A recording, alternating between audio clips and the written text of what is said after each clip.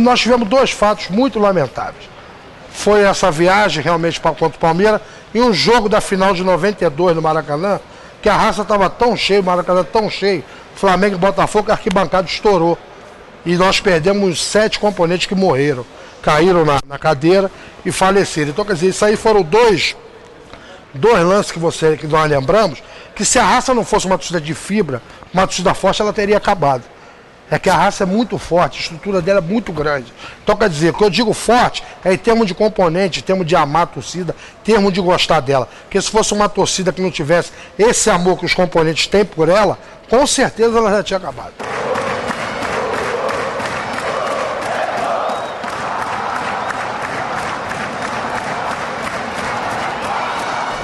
Meu nome é Marcela Bicalho, tenho 36 anos. Faço parte da raça rubro-negra há 20 anos, ou seja, entrei para a raça quando eu tinha 15 anos. Amo muito o Flamengo, gosto muito de ir para os estádios para ver o Flamengo jogar, mas a minha maior motivação realmente é ir para o estádio e ficar no meio da raça rubro-negra, porque se não fosse aquele local ali, eu acho que não teria graça alguma ir para o Maracanã e ficar em qualquer outro local que não fosse a torcida organizada. Outro fato marcante foi quando o Maracanã caiu, né, em 1992, Flamengo e Botafogo. Eu sempre ficava pendurada ali no alambrado. Antigamente podia ficar sentada ali com as pernas penduradas para geral, e eu ia além, sentava no alambrado, colocava a perna nas placas que estavam ali, ficava em pé, e quando aquilo ali despencou, eu sei que alguém me pegou pelo cabelo, me segurou, e eu fiquei com aquele cabelo assim para cima, né, e eu consegui me salvar. Mas assim, foi uma coisa que me marcou muito. Hoje em dia eu não faço mais isso. Depois a gente tem filho, tem família e passa a ter mais responsabilidade. Mas foi algo que me marcou muito naquela época. São várias alegrias, né, que eu tenho no estádio. Até porque eu não teria nem família se eu não tivesse ido para a torcida organizada, né? Porque eu acho que namorado algum permite que uma menina na época, né, com 15 anos, 16, meus relacionamentos sempre foram muito rápidos, porque os namorados não permitiam que eu viajasse numa segunda-feira e voltasse na sexta, ou passasse o final de semana longe, fora do Rio. Então, sempre foi algo muito rápido. Então, a minha família hoje que eu tenho, meu marido também é muito presente no estádio. Então, isso daí também é uma coisa muito gratificante para mim, né? Ter uma torcida organizada que eu amo, sempre a hora que eu quiser eu vou para o estádio, e ele também me acompanha, porque ele também gosta muito do Flamengo.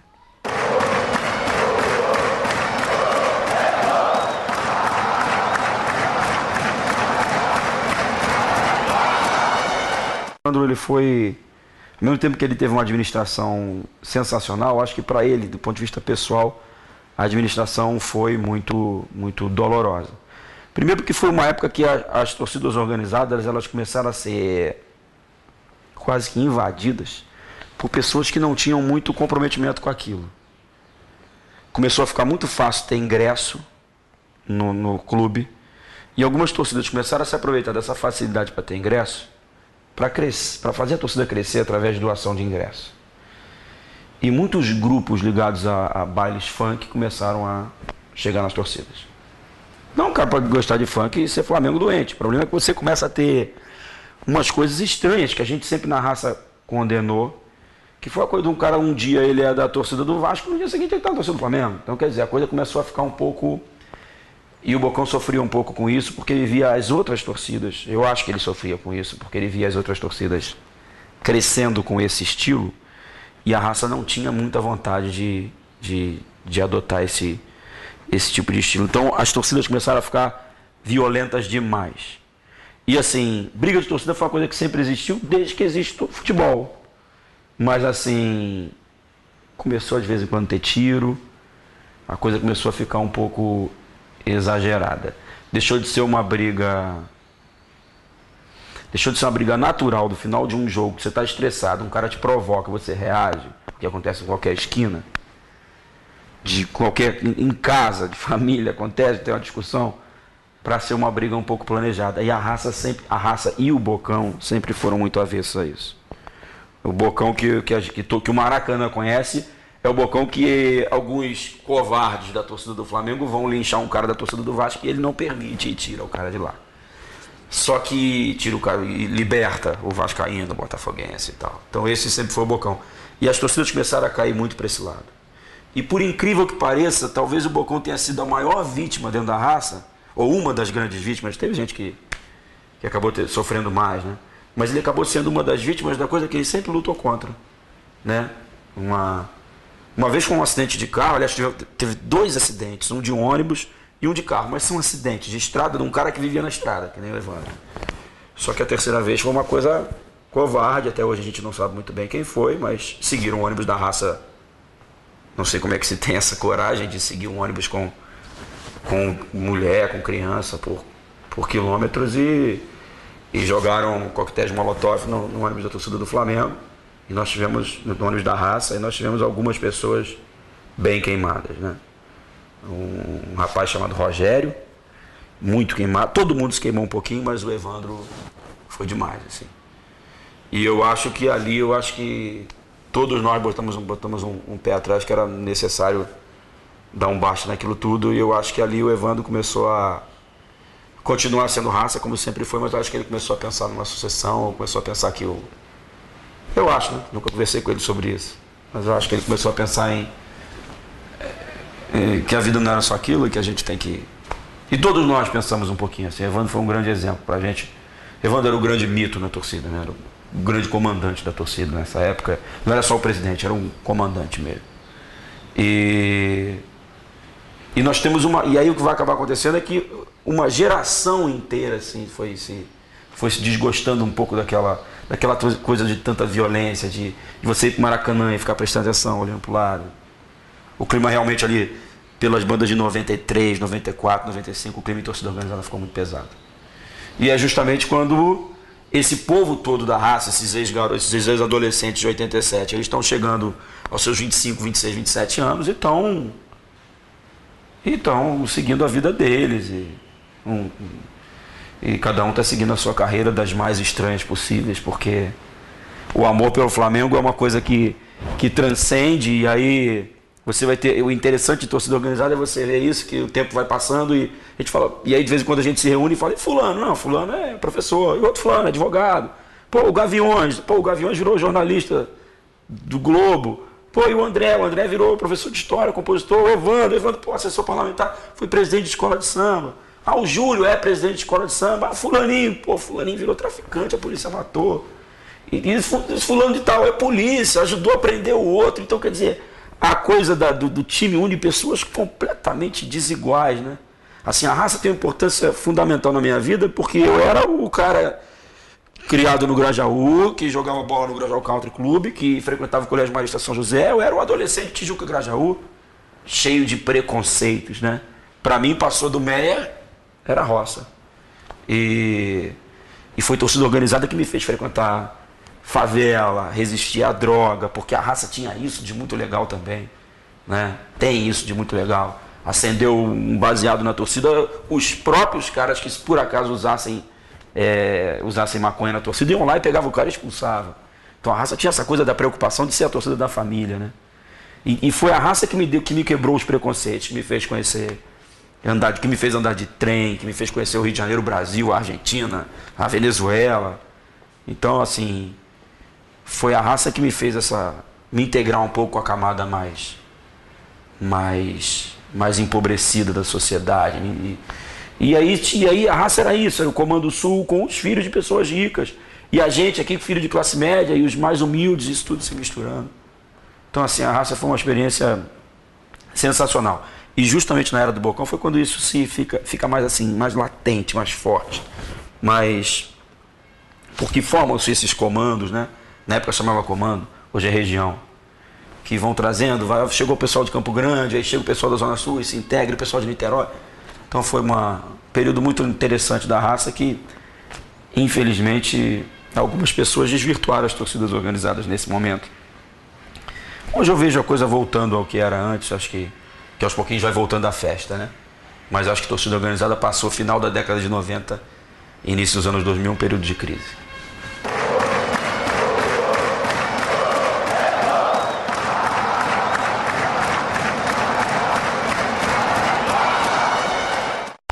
A verdade é que o Evandro já tinha sentido que o tempo dele tinha passado. E aí existiam algumas pessoas assim que estavam dispostas que estavam dispostos a assumir a torcida, mas o Paulo era um braço direito ali do Evandro, né?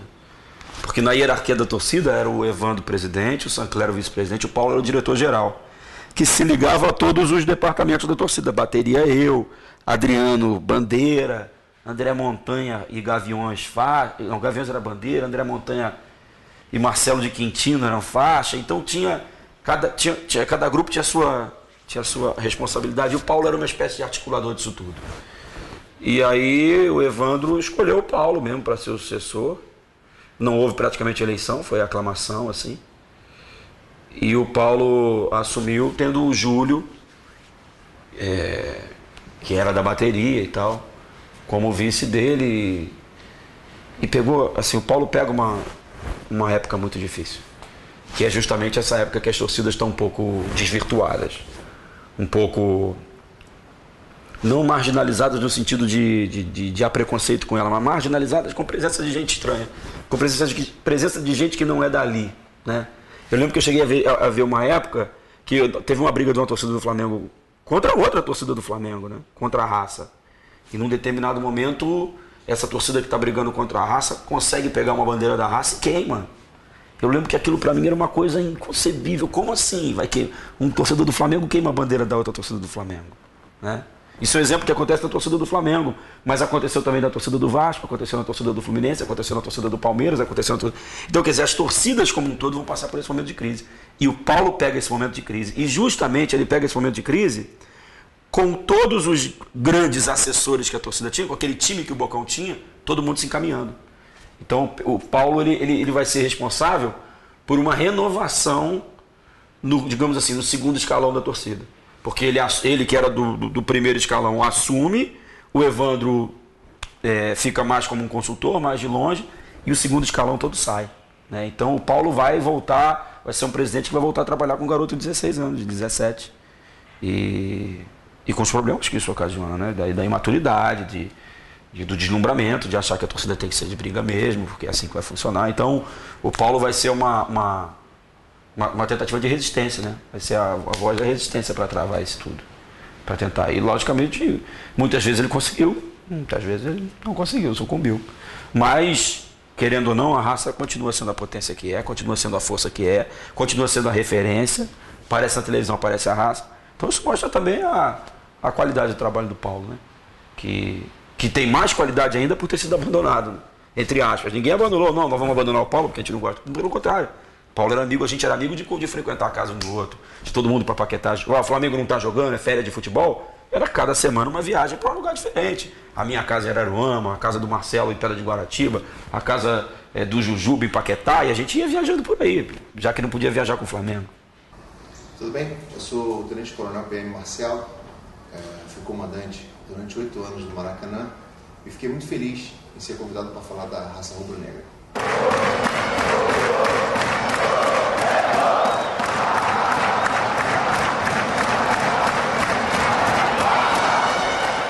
A Raça Rubro-Negra foi a primeira torcida a optar pela não violência. O apoio incondicional do Paulo Aparicio foi importantíssimo e os líderes da torcida, foi muito importante que esses líderes entendessem que não havia mais espaço para violência dentro e fora do Maracanã. Iniciamos um trabalho árduo, um trabalho difícil de conscientização, criamos roteiros e tudo partiu de uma melhora de dentro da Polícia Militar para fora com relação à torcida organizada. Foi muito difícil fazer o policial militar entender que o torcedor não era inimigo. O torcedor era um aliado, um parceiro, um companheiro e mais uma pessoa para ser defendida. Então, a partir do momento que nós tivemos a felicidade de quebrar essa barreira, de tirar esse medo e esse preconceito de dentro do policial militar, ficou tudo muito mais fácil. Então, hoje, as torcidas organizadas do Rio de Janeiro, principalmente, são entidades, eles funcionam como empresa, eles têm as responsabilidades e as obrigações inerentes a eles como instituição, e a Polícia Militar passou a ser um parceiro incondicional para que tudo desse certo.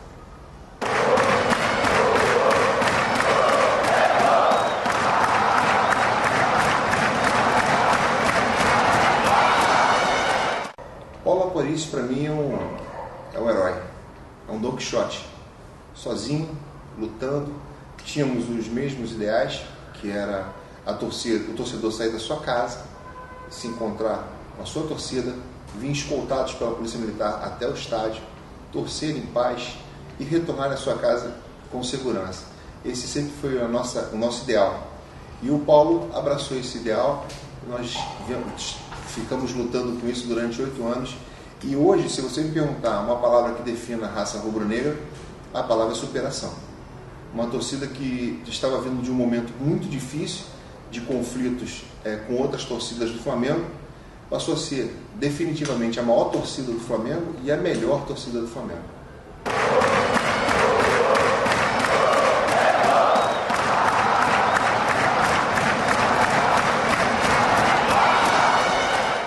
Na verdade, o Paulo Aparício, ele é uma pessoa de palavra. Tudo que eu acordei com o Paulo, ele cumpriu.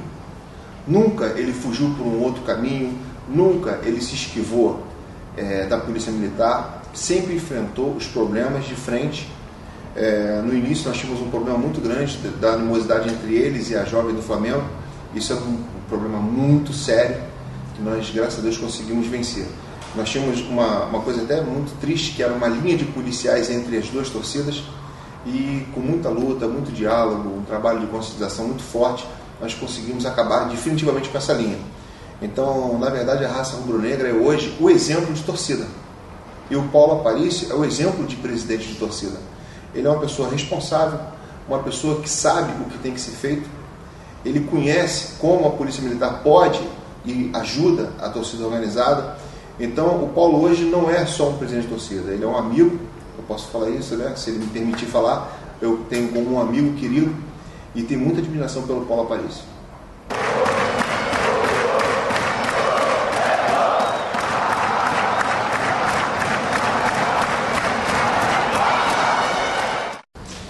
O primeiro ato meu comandando o policiamento de estádios foi de fazer um perfil do policial. Então não adiantava nada eu querer mudar o torcedor sem mudar o policial. Então nós tínhamos que traçar um parâmetro de até onde o policial poderia ir. E qual a função do policial? Então o que nós tentamos e colocamos na mesa com os policiais militares é o seguinte: numa ocorrência nós temos 3 tipos de pessoas: a vítima, o acusado e o condutor. O policial militar que trabalha dentro de um evento, ele é única e exclusivamente condutor de ocorrência. Ele não pode ser nem vítima, nem acusado. E nós tínhamos lá no Maracanã uma tropa de choque, e eu implantei uma filosofia de policiamento comunitário. Então, um exemplo que foi feito é o seguinte: na torcida do Flamengo, sempre trabalhavam os mesmos policiais e policiais torcedores do Flamengo. Porque eu via muitas vezes o policial entrar em conflito com o torcedor e falava: tu é Botafogo, eu sou Vasco, tu é Flamengo, eu sou Fluminense. Então até nisso nós pensamos, nos mínimos detalhes. Então na torcida do Flamengo só trabalhavam policiais, torcedores do Flamengo e sempre os mesmos policiais. Então isso criou um laço afetivo, um laço de respeito mútuo entre o torcedor e o policial militar. Isso aí foi fundamental para o sucesso do trabalho. Olha, o juizado especial criminal, na verdade o 8º juizado especial criminal dentro do Maracanã, foi a pancada final na violência dentro e fora dos estádios. Na verdade nós demos muita sorte, porque nós tínhamos um grupo que estávamos todos com o mesmo ideal. Era o Chiquinho da Mangueira, nosso deputado Francisco Carvalho, Dr. Murilo Killing, que era o nosso juiz de direito, Dr. Marcelo Arsênio, que era o nosso promotor público.